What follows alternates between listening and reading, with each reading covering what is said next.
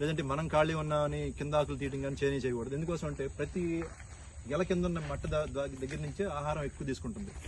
గెల కింద ఎన్ని మట్టలు ఎక్కువ ఉంటే అంత మంచిది. చెలుపు తీయటం మాత్రం ప్రత్యేక పనిగా అసలు తీయొద్దు.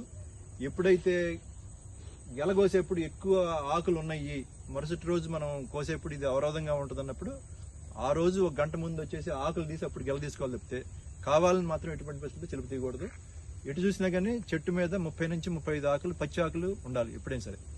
కావాలని ఆకులు తీయించమని చెప్తున్నారు సార్. అది చెలుపు తీయటం అనేది అసలు సర్వసాధారణంగా చేయకూడదు. కావాలని మాత్రం ఎటువంటి పరిస్థితులు చేయకూడదు. ఎందుకోసం అంటే గెల పెరిగింది అది తొక్కేస్తుందేమో ఇది పెరగదేమో అనేది మాత్రం నానుడి ఎంత చెప్తే అది కరెక్ట్ గా సైంటిఫిక్ గా.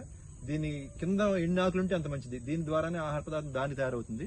అదిగాక దాదాపుగా 4 నెలలకి మనం గెల నరుకుతున్నాం అంటే 3 నెలల 3 వారాల వరకు దాంట్లో తేమ ఉంటుంది. చివరి వారమే 20 నుంచి 30%